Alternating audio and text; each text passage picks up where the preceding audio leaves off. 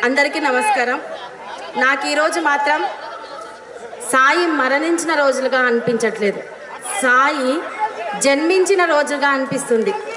సాయికి నిజంగానే పునర్జీవనం వచ్చిన రోజుగా అనిపిస్తుంది. ఉద్యమకారుడు, కవి, గాయకుడు సాయి ఈ అమరచింత బిడ్డ అని నేను గర్వంగా చెప్తున్నా. దాదాపు మీరంతా సాయి కోసం అన్న ఒక్క 2 నిమిషాలన్నా మీకే కృతజ్ఞతలు తెలియజేస్తున్నాను. మీరంతా సాయి కోసం విగ్రహం ఏర్పాటు చేద్దామన్నప్పుడు దాదాపు 1 నెల రోజులుగా సాయి మా బిడ్డ, మా కొడుకు, మా మనిషి అని చెప్పి నాకు అడుగడుగున సహకరించినందుకు ప్రతి ఒక్కరికి కృతజ్ఞత తెలియజేస్తున్నాను. సాయికి ఎక్కడున్నా మీ సహకారంతో ఈరోజు విగ్రహం ఏర్పాటు చేసుకున్నందుకు సాయి శాంతిస్తాడు.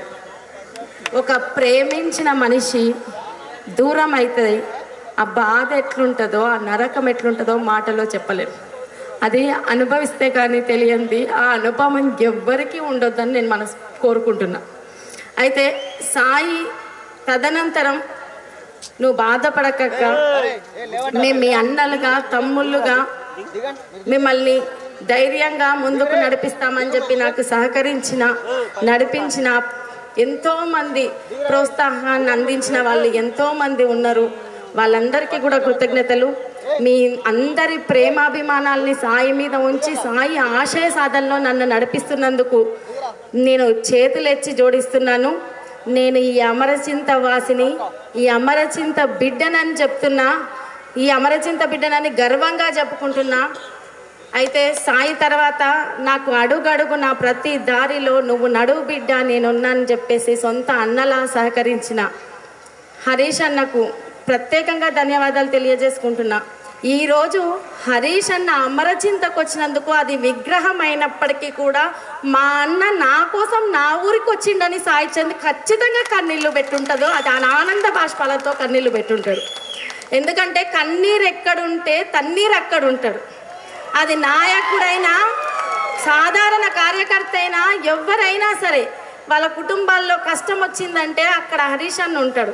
మొట్టమొదట సాయి చంద్కి అలా జరిగినప్పుడు హాస్పిటల్కి వచ్చి, కేర్ హాస్పిటల్కి వచ్చినప్పుడు హరీష్ అన్న బాధపడింది, ఏడ్చింది. ఎప్పుడు తలుచుకున్నా కూడా మా గుండెలు బరువెక్కి, ఇక ఆ సందర్భాన్ని గురించి మేము గుర్తు చేసుకుంటే ఆ బాధ వర్ణించడం అనేది వర్ణనాతీతం.